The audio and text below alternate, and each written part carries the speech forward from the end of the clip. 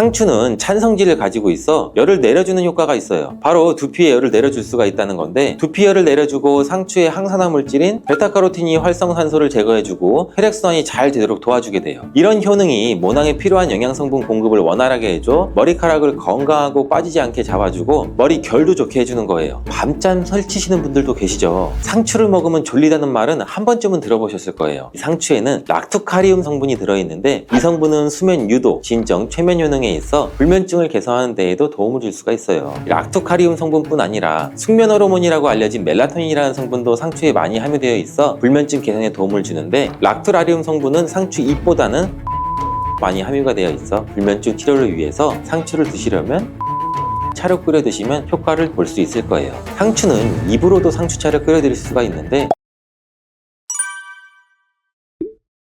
지금부터 말씀드리는 내용 중 하나라도 해당이 되는 분이라면 집중해주세요. 상추에는 이 비타민 AC뿐만 아니라 엽산, 칼슘, 식이섬유 등의 다양한 영양소가 있어서 건강에 아주 좋은 식물이죠. 부작용이 거의 없는 채소라고 알고 있지만 먹는 방법에 따라서 오히려 건강을 해칠 수도 있다는 사실 알고 계신가요? 어떻게 먹고 무엇과 먹느냐에 따라서 상추의 효능은 완전히 달라질 수가 있는데, 지금부터 상추의 효능에는 어떤 것이 있고 먹을 때 주의할 점과 함께 드시면 보약이 되는 음식까지 상추에 대한 모든 걸 알려드릴게요. 먼저 상추는 당뇨가 있는 분들한테는 정말 좋은 채소예요. 당뇨 환자라면 채식을 위주로 드시게 되는데, 당뇨에 좋다고 하는 말은 채소들의 단점이 소화가 잘 안 된다는 거죠. 반면에 상추는 소화가 잘 되고 영양소도 풍부하다는 장점이 있어요. 혈당 조절에도 아주 탁월한 효과가 있는데, 과연 어떤 성분 때문일까요? 이 상추만의 특별한 성분인 바로 락투신이라는 성분 때문인데, 이 락투신은 상추의 줄기를 꺾으면 보이는 하얀색의 액체 속에 있고 쓴맛을 내는 특징이 있어요. 최근 연구에 따르면 이 락투신은 장에서 포도당이 흡수되는 것을 억제해서 식후 혈당이 급격히 오르는 것을 막아주는 역할을 하는 것으로 밝혀졌죠. 이뿐만 아니라 이 락투신은 간에서 포도당의 생성을 줄이고 인슐린 감수성을 높여서 혈당을 낮추는 데 효과가 있다고 하는데, 여기에다 비타민 K도 풍부해서 인슐린 분비를 촉진하는 효과까지 있어요. 그리고 식이섬유가 풍부한데, 이는 인슐린 감수성을 높이는 데 굉장히 중요한 역할을 하죠. 2013년 한양대학교 연구팀의 발표에 의하면 상추의 식이섬유와 폴리페놀 성분이 인슐린 저항성을 개선하고 포도당의 흡수를 지연시킨다고 발표했어요. 상추는 또한 GI 지수가 23 정도, GL 지수가 100g당 0.5로 낮은데, 이 수치가 의미하는 것은 상추를 섭취했을 때 혈당 상승이 최소화되고 포만감은 길게 유지된다는 거예요. 그렇다면 상추와 함께 먹으면 당뇨 관리에 더욱 효과적인 음식에는 어떤 게 있을까요?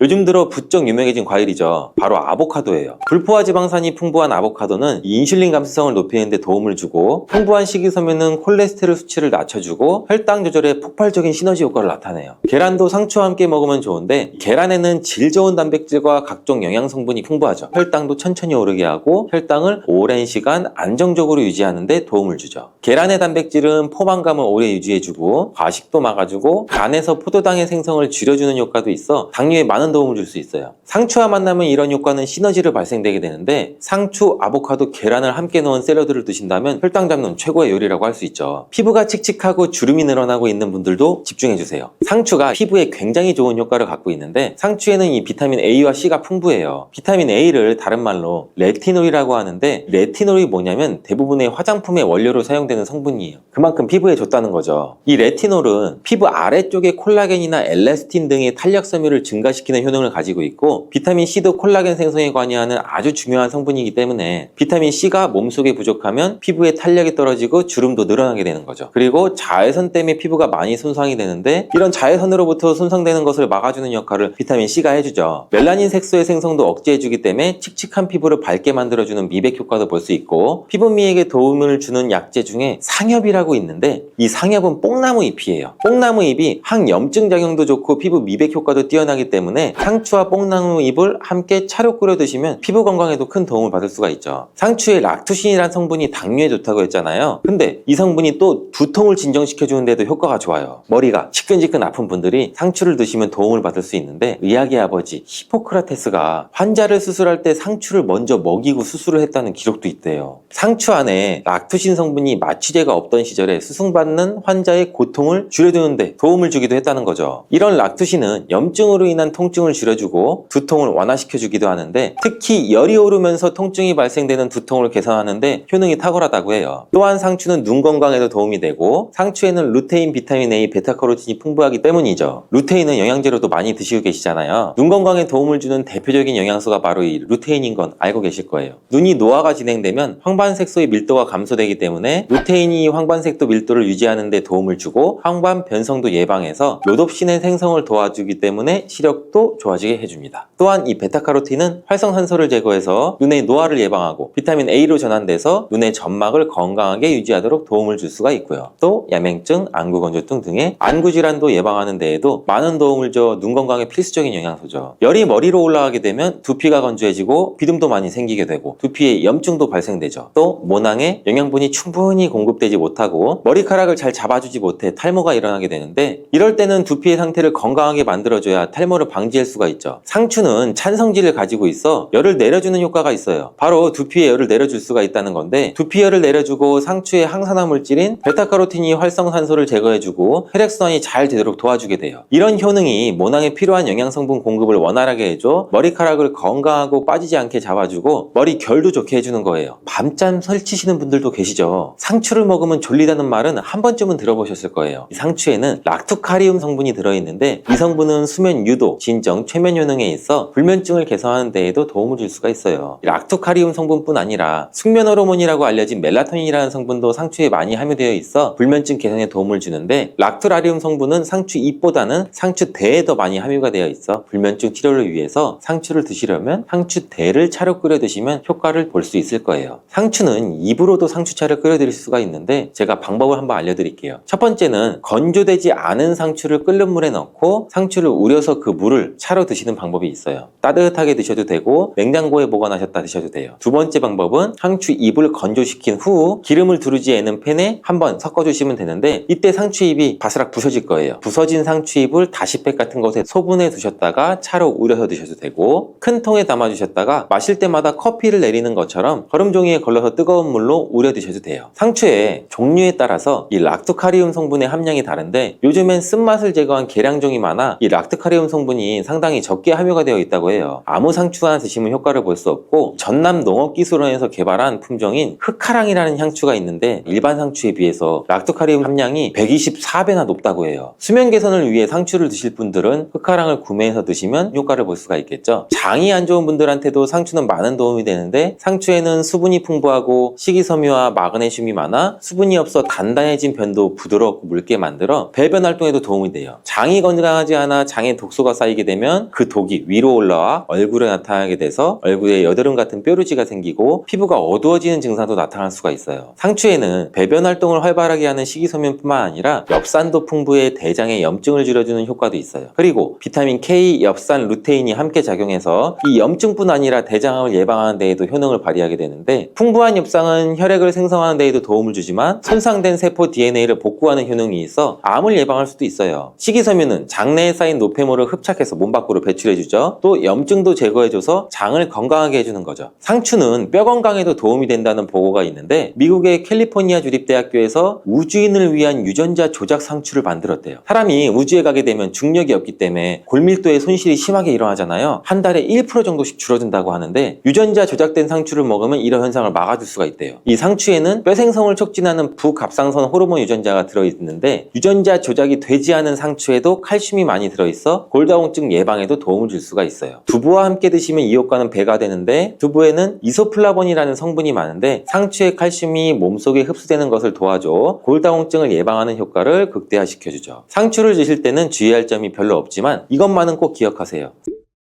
상추는 차가운 성질을 갖고 있다고 하는데, 몸이 찬 사람이나 위장이 약하신 분들이 상추를 너무 많이 드시면 오히려 소화불량이나 설사나 복통 증상 등을 일으킬 수가 있어요. 이런 분들은 상추를 조금만 먹거나 익혀 드시는 게 좋아요. 또 갑상선이 약하신 분들도 주의하셔야 되는데, 상추에는 갑상선 호르몬 생성을 방해하는 성분이 있어 갑상선 기능에 영향을 줄 수가 있죠. 그리고 상추를 보통 쌈을 싸 먹을 때 많이 드시잖아요. 그때 쌈장을 많이 드시게 되는데, 상추가 문제가 아니라 이 쌈장이 문제죠. 쌈장은 다량의 소금과 설탕이 들어가게 되는 되는데 특히 소금의 양이 문제가 되죠. 농촌진흥청의 자료에 따르면 보통 쌈장 100g당 평균 나트륨의 함량이 약 2310mg 들어있다고 해요. 국제보건기구에서는 하루 나트륨 권장 섭취량을 2000ml 이하로 먹으라는데 쌈장 한 수저 드시면 1일 나트륨 섭취량의 약 45%나 먹게 되는 거죠. 우리나라 음식 특성상 소금이 들어간 음식이 많잖아요. 김치나 다른 반찬을 먹게 되면 나트륨 권장 섭취량을 금방 넘게 되죠. 이렇게 과도하게 나트륨을 먹게 되면 고혈압, 심혈관 질환 등의 위험을 높이게 되죠. 혈관에 많으면 뇌졸중의 발병률도 높아지고 혈관에 악영향을 미치게 되니 쌈을 싸드실 때는 최소한으로 줄이시는 게 좋겠죠.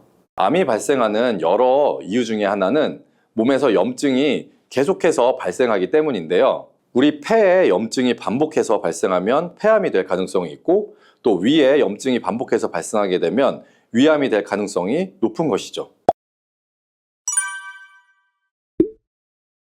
당근이 몸에 좋다는 사실은 이미 알고 계시죠? 몸에 좋다는 당근도 먹는 방법과 또 함께 먹는 음식에 따라 몸에 독이 될 수도 있고 보약이 될 수도 있다는 사실 알고 계신가요? 당근과 함께 먹으면 보약이 되는 음식과 당근을 먹는 방법, 그리고 당근을 제대로 먹었을 때 나타나는 놀라운 효능까지 당근에 대한 모든 것을 알려드릴게요. 연예인이 약 3주 동안 11kg를 감량했다고 하는 당근 다이어트 방법도 영상 뒷부분에 있으니 끝까지 시청해주세요. 그럼 당근에 대한 모든 것 바로 시작합니다. 당근의 대표적인 효능은 베타카로틴에서 나옵니다. 베타카로틴은 채소를 노란색, 주황색, 빨간색이 되도록 하는 성분이며 대표적인 항산화 물질입니다. 항산화 작용을 한다는 것은 항염증 작용을 하는 것이고 이 항염증 작용을 한다는 것은 바로 항암 작용을 할 수 있다는 것인데요. 여기에서 당근의 첫 번째 효능, 눈 건강을 좋게 하는 것이 나오는데요. 당근의 베타카로틴이 우리 몸속에 들어오게 되면 비타민 A로 변하게 됩니다.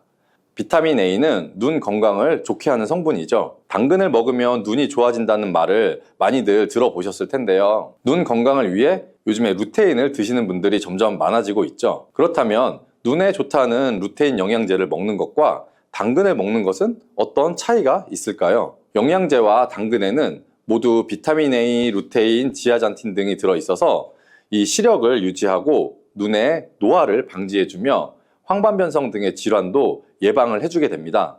당근에는 여기에다가 비타민 C, 비타민 K, 그리고 필수 미네랄이 더 있기 때문에 항산화 효과 및 뼈 건강에도 도움을 더 받을 수가 있게 되고요. 우리가 혈액순환이 잘 안 될 때는 루테인 영양제를 드신다고 해도 효과에 한계가 있을 수가 있어서 평소에 당근을 좀 더 드셔보시는 걸 추천해 드립니다. 두 번째 당근의 효능은 바로 노화 방지입니다. 이것도 베타카로틴의 효능과 관련이 있습니다. 노화가 된다는 것은 몸이 산화가 되고 또 염증이 많아지게 된다는 것인데요. 염증이 몸 안에 곳곳에서 문제를 일으키게 되는 것이죠. 이런 염증을 없애주는 것이 바로 노화를 방지하는 것인데요. 앞에 말씀드린 당근의 베타카로틴과 비타민C는 강력한 항산화 작용을 통해 이 염증을 없애주고 노화를 방지해주는 것입니다. 세 번째 당근의 효능은 장을 건강하게 하고 당뇨를 예방하는 것입니다.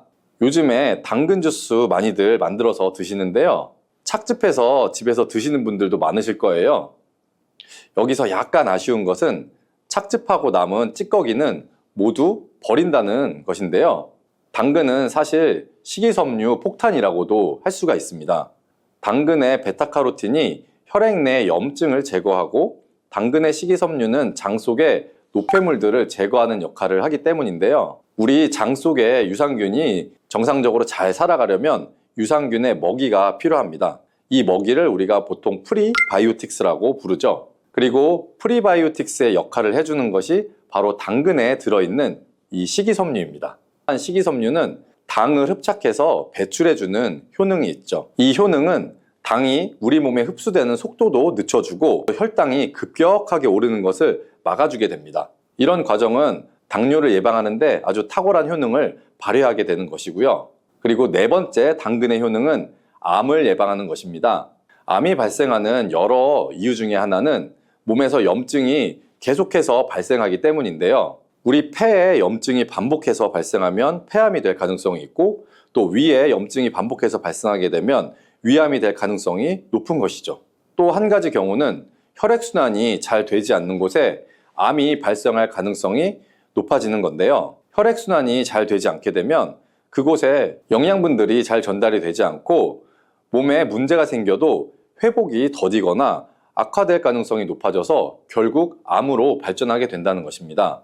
그래서 이러한 문제들을 해결해 주는 것이 바로 항산화 성분이고, 당근의 베타카로틴이 강력한 항산화 작용을 해서 암을 예방할 수가 있는 것입니다. 간혹 흡연을 하는 분들 중에 이 베타카로틴을 섭취하면 폐암의 발병률이 높아진다고 해서 당근 섭취를 꺼리시는 분들이 있는데요.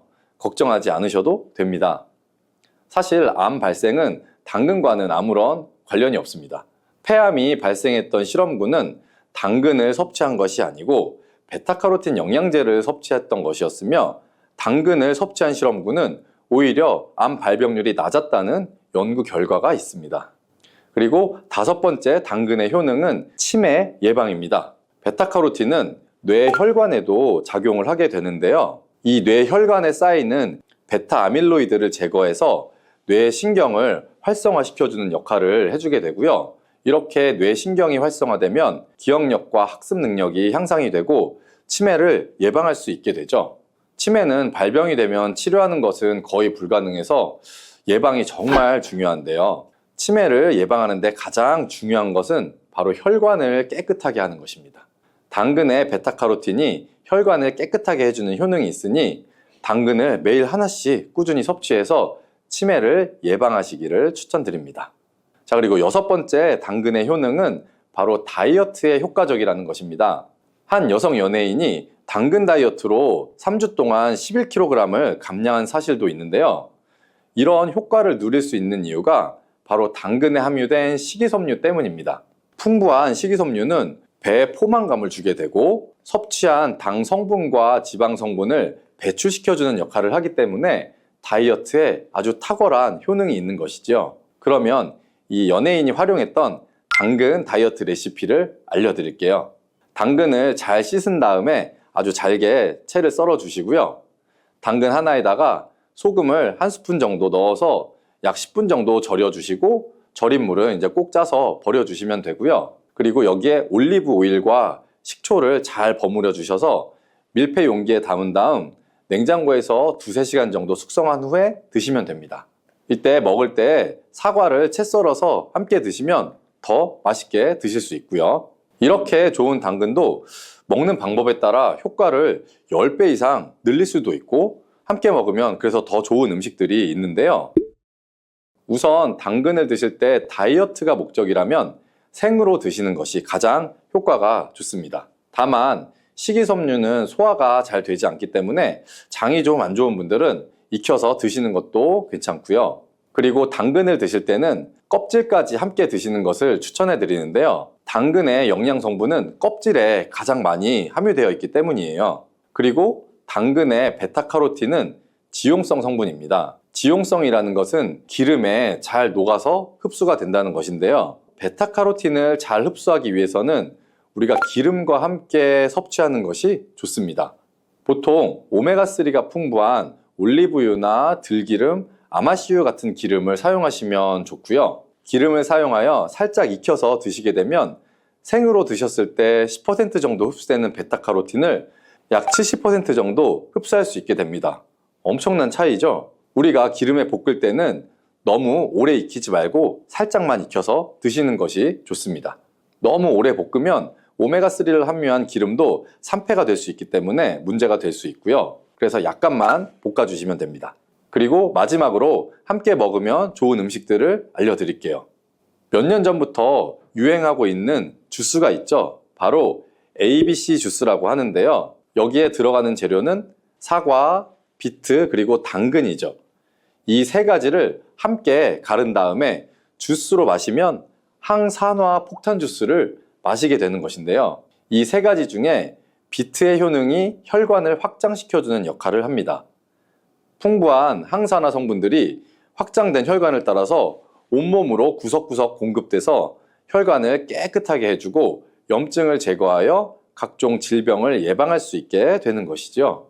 다만 비트에는 옥살산이 함유되어 있는데 이 옥살산이 신장의 결석을 유발할 수 있기 때문에 신장이 약하신 분들은 약간의 주의가 필요하고요. 그래서 요즘에는 이 비트를 빼고 사과, 양배추, 당근 이렇게 세 가지를 넣은 ACC 주스도 많이 드시는데요. 양배추는 우리 몸에 진액을 보충해 주어서 점막을 촉촉하게 해주는 효능이 있기 때문에 외부로부터 들어오는 바이러스와 이물질을 배출시켜 주는데 탁월한 효능이 있습니다. 그리고 항암 효과를 극대화시켜 줄 수 있는 음식도 하나 알려드릴게요.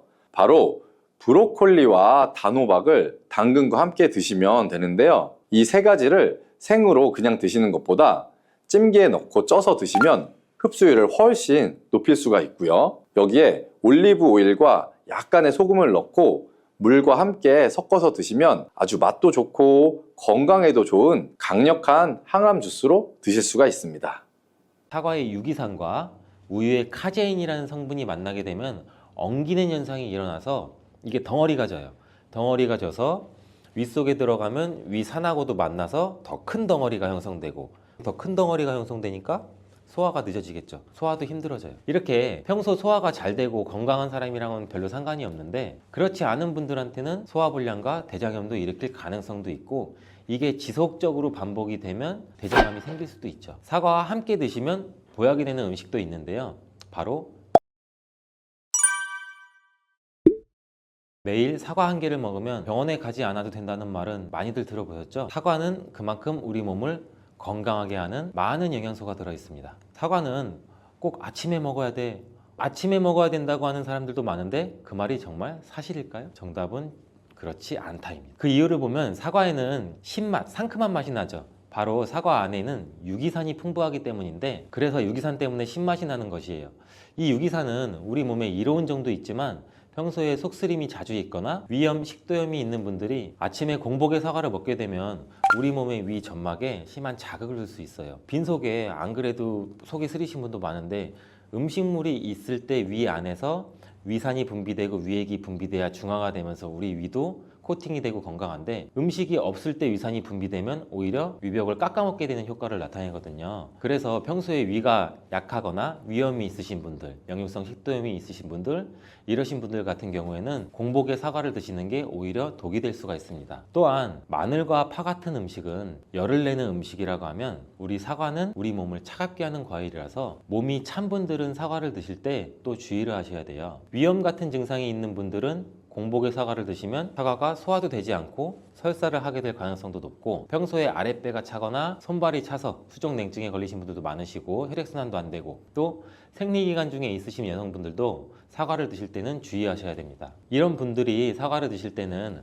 아침에 공복보다는 아침 식사 후에 드시는 게 좋고, 사과를 보관할 때도 보통 냉장고에 보관했다가 차게 해서 꺼내 드시잖아요. 냉장고에서 꺼낸 사과를 바로 드시면 시원하고 아삭해서 맛있죠. 근데 미리 꺼내놓고 사과의 온도를 실온으로 맞춰서 드시는 것이 우리 위장 내부에도 좋습니다. 또한 사과를 팬에 구워 드셔도 되고 익혀 드셔도 됩니다.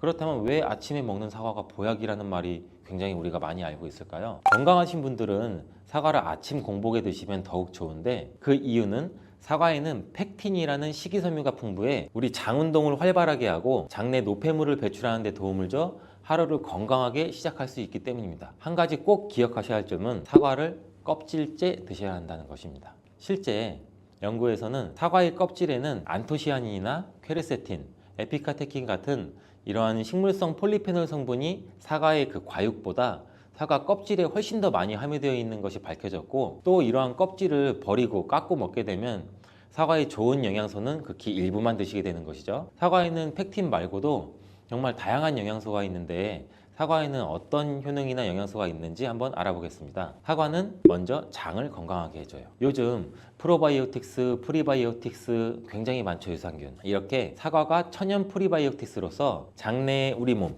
장 안에 좋은 균을 많이 생기도록 해주는 작용을 해줍니다. 이렇게 장내에 좋은 균이 많이 생기게 되면 장의 환경이 좋아지는 건데, 그렇게 되면 단맛, 자극적인 맛이 강한 가공식품에 대한 식욕도 줄어들고 건강한 식품을 먹고 싶은 욕구도 늘어나게 돼요. 또 장이 건강해지면 우리 면역력이 또 좋아지고, 이렇게 다 선순환으로 이어져 가는 건데, 장에는 물론 좋은 세균, 나쁜 세균들이 굉장히 많이 존재가 해요. 근데 좋은 세균만 많아도 안 되고 나쁜 세균만 많아도 안 돼요. 좋은 세균, 나쁜 세균이 어느 정도 밸런스를 이루어져서 우리 몸의 면역력을 형성하게 되는데, 그때도 굉장히 중요한 게 프로바이오틱스, 프리바이오틱스, 우리가 흔히 많이 먹는 유산균입니다. 사과에도 아까 말씀드린 프리바이오틱스가 들어있고, 또 사과를 드시면 자연스럽게 체중도 줄어들고 다이어트하는 효과까지 누릴 수 있게 돼요. 이렇게 사과를 먹게 되면 장내에서 소화가 되면서 뷰티르산 같은 단쇄지방산이 만들어지게 되는데, 이 지방산이 우리 몸에 손상된 장벽을 회복시켜주는 역할을 해줘서 우리 장이 건강해지는 거예요. 장벽을 회복시키는 것이 중요한 이유가, 우리 장벽이 손상되면 손상된 곳에 독소들이 하나하나씩 침투가 되게 되고, 증상이 심해지면 장누수증후군이라는 질병도 발병이 되고, 이런 증상이 나타나면 독소들이 혈액을 타고 돌아다니게 되고 악순환이 반복이 되는 거죠. 그래서 장이 안 좋아지면 피부에 염증도 일으킬 수가 있고, 아토피와 같은 면역력이 이제 과잉되거나 면역력의 불균형 증상을 일으킬 수 있게 되는 거죠. 이렇게 사과를 드시면 이런 증상을 예방해 장이 건강해져 피부도 탄력 있게 밝아지게 하는 효과도 있고, 사과 속의 풍부한 펙틴이 아까 장 운동도 활발하게 한다고 말씀드렸잖아요. 그렇게 되면 암을 유발할 수 있는 물질들이 장내에 오래 머물지 못하고 결국 대장암의 발병률도 서서히 줄어들게 되죠. 그리고 사과는 혈관도 깨끗하게 해주는데, 혈관을 깨끗하게 해주면 뇌졸중, 고혈압, 심근경색, 그런 혈관 질환도 같이 예방할 수 있게 되고, 이렇게 혈관에 활성산소가 많아지게 되면 혈전이 생겨 혈액순환을 방해하기도 하고 혈관세포를 손상시켜 노화를 촉진시키기도 하는데, 이러한 활성산소를 제거해주는 게 우리가 흔히 알고 있는 항산화 영양제라고 해요. 말 그대로 활성산소가 우리 세포의 노화를 촉진시켜주고 우리 세포를 더 늙게 만들거든요. 이러한 것들을 제거해주는 항산화 영양소를 같이 섭취해주는 것도 매우 중요한데, 그 항산화 영양소도 사과에 들어있다는 것을 알고 계시면 좋을 것 같습니다. 또한 이러한 활성산소를 제거해서 혈전이 생기는 것을 억제하는 데 가장 큰 역할을 하는 게 플라보노이드 계열의 루틴이라는 성분인데, 이 루틴이 사과에 굉장히 많이 들어있어요. 또한 사과에는 칼륨도 굉장히 많이 함유되어 있어서, 칼륨은 혈관 내에 나트륨을 몸 밖으로 배출해주는 역할을 해요. 나트륨은 수분을 흡수하는데 칼륨이 부족하면 나트륨도 배출되지 않습니다. 이 나트륨은 혈압이 상승하며 혈관에 노폐물을 쌓이게 만드는데, 사과를 섭취해서 칼륨을 공급해주면 혈압도 방지할 수 있고 노폐물을 배출시켜주는 역할도 같이 할 수 있습니다. 또한 이러한 칼륨은 혈관을 확장시키는 작용을 해서 혈액순환도 원활하게 하고 심장박동도 안정시키고 심장의 기능도 강화하는 데 도움을 줄 수 있는 성분이에요. 근데 여기서 한 가지 주의할 점을 알려드릴게요. 활성산소가 혈관을 손상시킨다고 했잖아요. 근데 사과를 잘못 드시면 오히려 활성산소가 굉장히 많이 생기게 돼요. 바로 갈변된 사과를 드시는 것입니다. 사과를 먹고 남게 되면 밀폐 용기에 담아 보관했다가 나중에 드시는 경우 굉장히 많잖아요. 그때 우리가 단면이 사과가 갈색으로 변하게 되는데, 이는 공기 중에 산소와 만나서 산패돼서 갈색으로 변한 것이거든요. 이렇게 산패된 사과를 드시면 활성산소를 제거하는 것이 아니라 오히려 활성산소를 증가시켜 혈관 건강에 악영향을 줄 수 있으니까, 갈변된 사과는 그 부분은 바로 잘라내고 드시는 것을 추천드립니다. 또한 사과의 이로운 점 중 다른 하나는, 사과는 혈당을 조절해서 당뇨를 예방하고 그 당뇨를 회복하는 데에도 도움을 줄 수가 있어요. 당뇨가 있으신 분들은 과당이 혈당을 올려 안 좋다고 알고 계시잖아요. 굉장히 많은 분들이. 근데 사과는 오히려 혈당을 조절해 주기 때문에 당뇨가 있으신 분들은 사과를 드셔야 됩니다. 식사하기 30분 전에 사과를 드신 후에 식사를 하시면 혈당이 급격하게 오르는 혈당 스파이크 현상도 막을 수가 있어요. 사과에 단맛 때문에 당뇨가 있는 분들이 사과를 드시는 것을 꺼려 하시는데, 사과에는 단맛도 있지만 혈당은 올리는 GI 지수가 36으로 혈당 지수가 낮은 과일이에요. 근데 혈당 지수가 높은 과일이 뭔지 아세요? 수박은 다른 거에 비해서 혈당 지수가 높기 때문에 당뇨가 있으신 분들은 조금 조심해서 드시면 좋을 것 같습니다. 실제로 대학 연구팀에서 실험한 것을 발표했는데, 건강한 사람을 대상으로 쌀밥만 먹은 경우랑 30분 전에 사과를 먹고 쌀밥을 드신 경우를 비교를 했을 때 혈당이 쌀밥만 먹은 경우보다 50% 정도로 떨어지는 것도 확인이 된 실험도 있어요. 당뇨가 있는 분들도 이제 안심하시고 식사 후에 드시지 말고 반드시 식사 30분 전에 꼭 사과를 드시고 식사를 하시길 바랍니다. 한 가지 주의할 점은, 사과를 갈아서 사과 주스로 드시게 되면 오히려 흡수가 빨라 혈당을 올릴 수가 있으니 사과를 껍질째 씹어서 천천히 드시는 게 좋을 것 같습니다. 또한 사과의 다른 효능 중 한 가지는 기관지도 깨끗하게 청소해주는 효능도 있어요. 사과에는 양파와 마찬가지로 퀘르세틴이라는 성분이 풍부하게 함유되어 있는데, 이 성분은 호흡기 점막에 생기는 염증을 가라앉히고 예방하는 효과도 있어요. 흔히 우리 요새 시중에 많이 판매되는 퀘르세틴 영양제도 있는데, 이 퀘르세틴 영양제가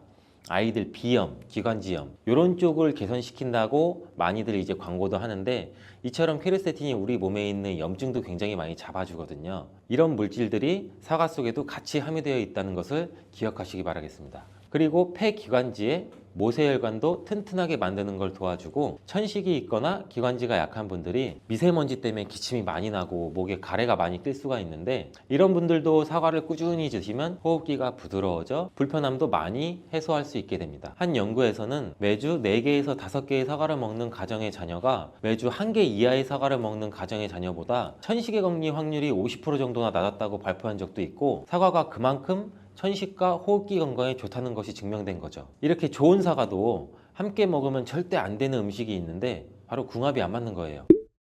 그 음식을 알아볼 텐데 바로 우유, 요거트, 치즈 이런 유제품류예요. 여러분 놀라셨죠?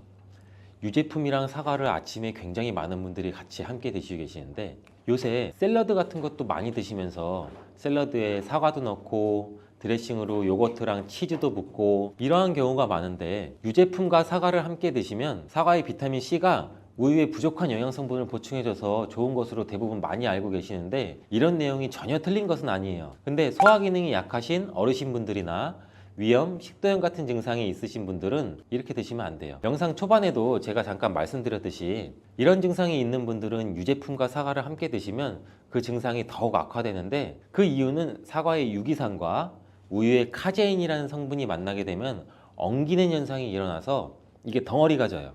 덩어리가 져서 윗속에 들어가면 위산하고도 만나서 더 큰 덩어리가 형성되고 더 큰 덩어리가 형성되니까 소화가 늦어지겠죠. 소화도 힘들어져요. 이렇게 평소 소화가 잘 되고 건강한 사람이랑은 별로 상관이 없는데 그렇지 않은 분들한테는 소화불량과 대장염도 일으킬 가능성도 있고 이게 지속적으로 반복이 되면 대장암이 생길 수도 있죠. 장 건강이 중요한 이유는 아까도 영상 초반에 말씀드렸듯이 장이 우리 몸의 면역력도 같이 담당하는 기관이고 정신 건강에까지 영향을 주기 때문인데 행복 호르몬이라고 불리우는 세로토닌 많이 들어보셨죠? 이 세로토닌의 95%가 장에서 만들어지기 때문에 장이 건강해야 행복감이 또 올라갈 수 있어요.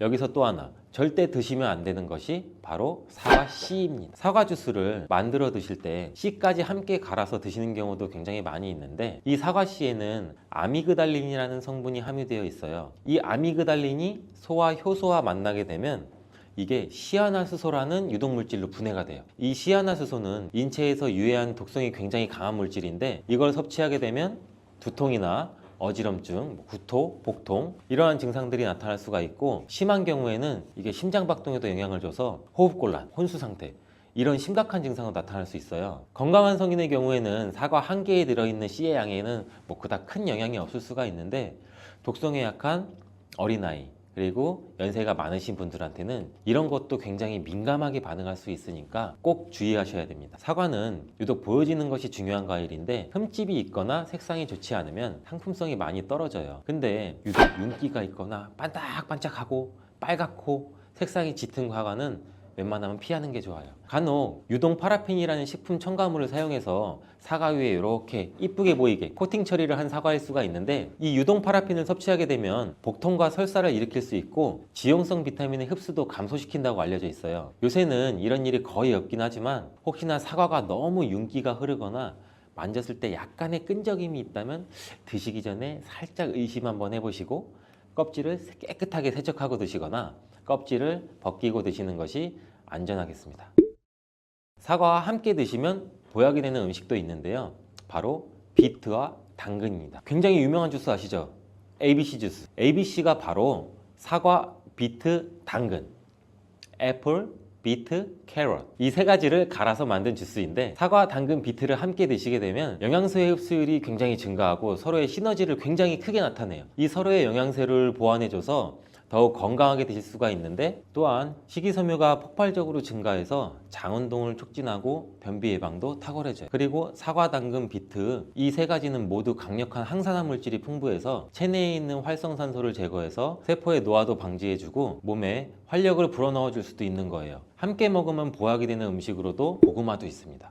이 고구마에는 베타카로틴이라는 성분이 풍부해서 항암작용과 함께 면역력도 같이 강화해 주는데 혈관 건강에도 도움을 줄 수가 있어요. 고구마를 드시면 소화가 잘 안 되는 증상도 나타날 수가 있는데 이게 왜 그러냐면 고구마 속에 함유되어 있는 아마이드라는 성분이 장에서 이상 발효를 일으켜서 가스가 차고 소화불량 증상도 같이 나타나는 건데 이때 같이 사과와 함께 드시면 사과에 함유된 펙틴이 아마이드의 이상 발효 증상을 억제해서 가스가 차는 증상을 발생하지 않도록 도와주게 돼요. 또한 이러한 사과의 효능 중 하나인 혈관을 깨끗하게 하는 것을 고구마의 베타카로틴이 도와줘서 이 효능이 극대화가 돼서 건강에 정말 좋은 음식 궁합도 될 수 있답니다. 이 양배추, 사과, 당근 이 주스도 정말 많이 갈아 먹어요. 이 세 가지를 함께 갈아 드시면 정말 좋은 장수식품이 돼요. 당근은 혈액 생성을 촉진시키고 혈액순환을 원활하게 해서 눈 건강을 좋게 하는 효능이 있고, 사과는 피로를 회복시키고 기관지를 촉촉하게 해서 천식을 예방시키는 효과도 있잖아요, 배처럼. 또 세 가지 모두 식이섬유가 풍부해서 장 건강에 정말 좋은데 장 운동을 촉진하고 변을 묽게 해서 배변 활동에 도움을 주게 되죠. 이 세 가지를 함께 드시면 이런 효능들이 극대화돼서 정말 보약이나 다름없는 음식이 되죠. 그런데 생으로 드시라니까 혹시 농약이 걱정되시기도 하죠. 오늘 영상에서는 양배추가 농약 범벅이라는 소문이 있는데 정말 양배추가 농약 범벅인지 재배 과정을 한번 살펴보면서 알아볼게요. 양배추를 키울 때 농약을 많이 치는 거는 사실이에요. 여러분, 요즘 많이 드시는 양배추는 과연 어떻게 드시고 계신가요? 양배추가 건강에 좋다는 사실은 다들 알고 계시죠? 양배추는 특히 이 위 건강에 좋은 대표적인 채소로 알려져 있는데 이 양배추를 이용한 위장약이 많이 만들어지는 만큼 위장에 좋은 영양소가 많이 함유되어 있어요. 양배추는 위장뿐 아니라 여러 가지 몸에 좋은 효능이 있는 풍부한 성분들이 함유가 되어 있는데, 근데 이런 양배추도 잘못 드시면 오히려 건강에 독이 될 수 있다는 사실 알고 계신가요? 먼저 양배추의 부작용과 양배추의 효능 세 가지, 그리고 양배추와 함께 먹으면 보약이 되는 음식과 먹는 방법까지 양배추에 대한 모든 것을 알려드릴게요. 이 양배추에는 칼륨, 칼슘, 비타민 C, 비타민 U, 식이섬유 정말 많은 성분을 함유하고 있죠. 근데 비타민 C는 들어봤는데 비타민 U? 이건 뭘까요? 사실 비타민 U는 비타민은 아니에요.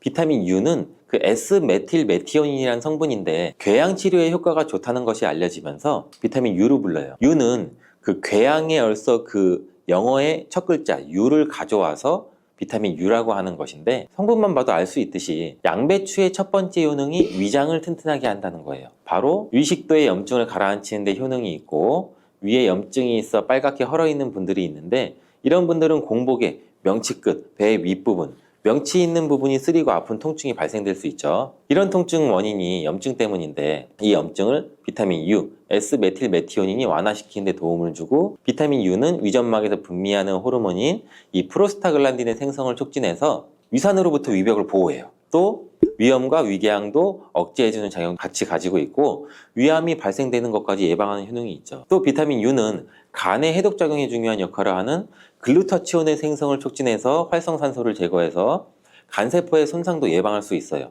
그래서 간 기능을 개선하는 데도 도움을 줄 수가 있죠. 사실 이 비타민 U는 십자화과 채소에는 풍부하게 함유가 되어 있어요. 십자화과 채소라면 뭐 양배추, 브로콜리, 배추부 등등이 포함되죠. 100g당 약 비타민 U가 함량이 약 배추에는 39mg, 무에는 11mg, 브로콜리에는 18mg, 양배추에는 무려 46mg로 이 십자화과 채소 중에서 가장 많은 함량이 들어있고, 양배추는 부위에 따라서도 비타민 U 함량이 달라져요. 푸른색의 겉잎, 하얀색의 속잎, 그리고 심지로 구성되는데 100g당 겉잎에는 26.1mg, 속잎에는 46.3mg, 심지에는 30.6mg 함유가 되어 있어요. 겉잎보다 속잎에 더 많이 함유가 되어 있죠. 과일은 껍질을 꼭 함께 제가 드시라고 누누이 말씀드렸는데 양배추는 반드시 겉잎을 드셔야 될 필요는 없겠죠. 양배추의 두 번째 효능은 항암작용을 한다는 거예요.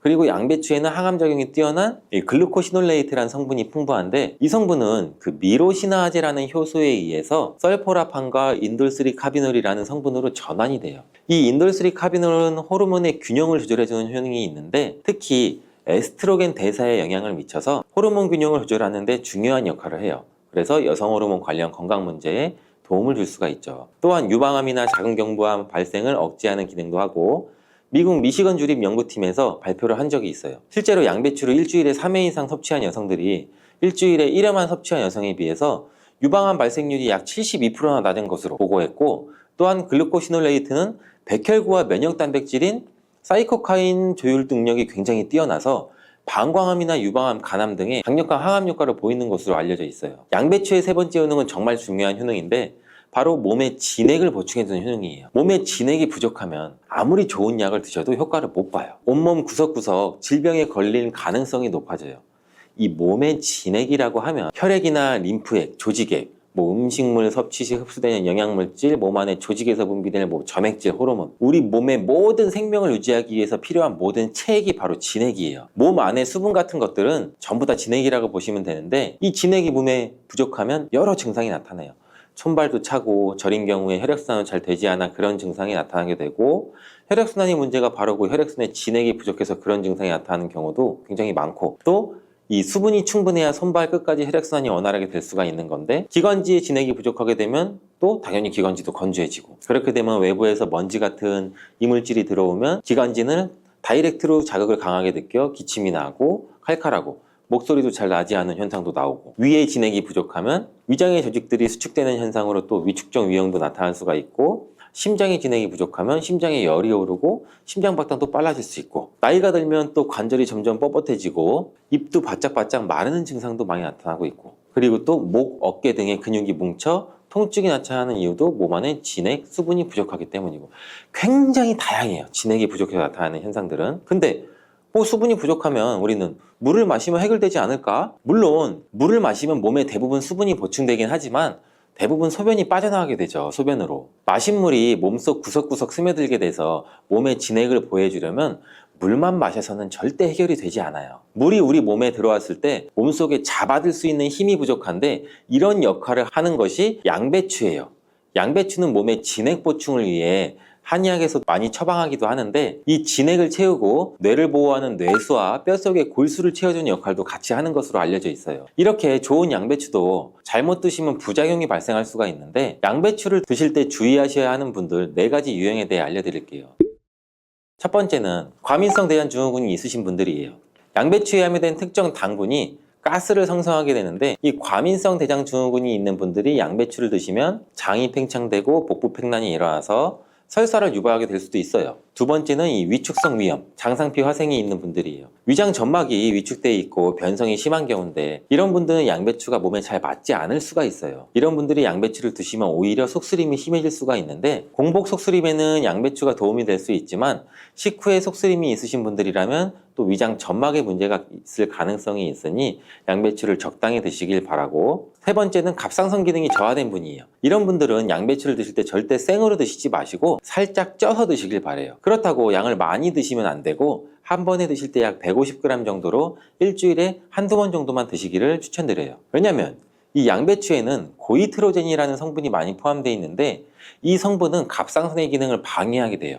양배추를 지속적으로 드시면 갑상선 문제를 유발할 수도 있죠. 근데 이 고이트로젠에 열을 가하면 이 성분이 비활성화가 되기 때문에 쪄서 드시라는 거예요.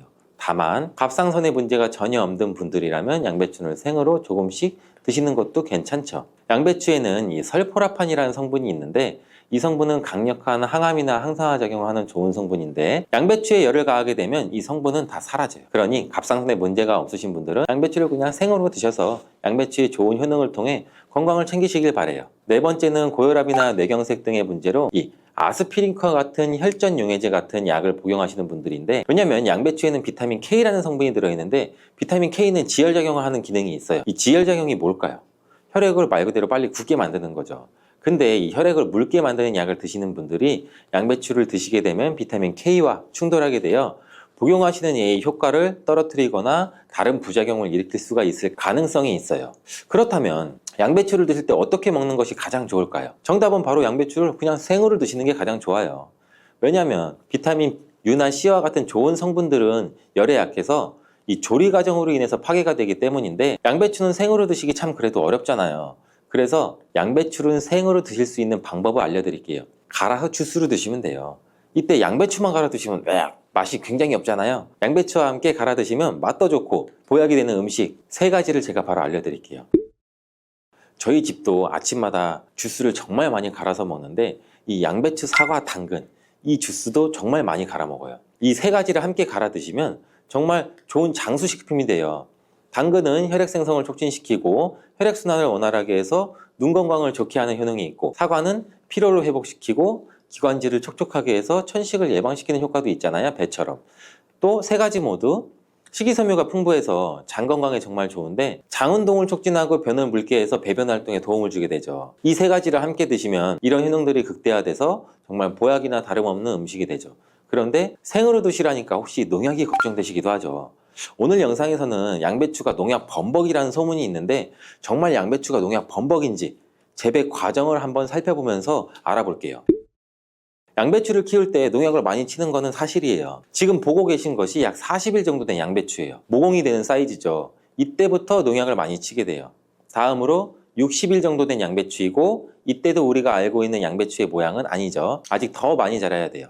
다음은 100일 정도 재배된 양배추예요. 입이 생각보다 크죠. 양배추의 모양은 보통 동그라니 공처럼 생겼는데, 이것은 꼭 다른 채소처럼 생겼어요. 120일 정도 되면 이렇게 자라는데, 가운데 보이시나요? 가운데 동그랗게 생긴 거 있죠.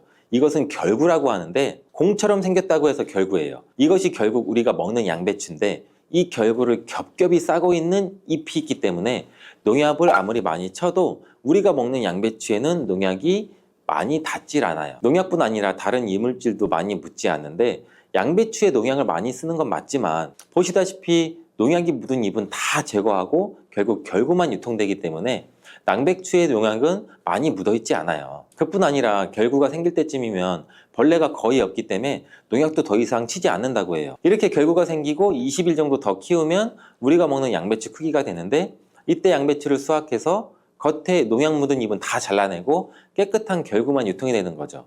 이제 조금이나마 안심하고 양배추를 드셔도 되겠죠. 혹시나 그래도 걱정되신다면, 농약은 수용성 성분이기 때문에 양배추를 물에 5분 정도 담가 두었다가 흐르는 물에 씻으면 농약을 제거할 수 있으니 걱정하지 말고 드셔도 돼요.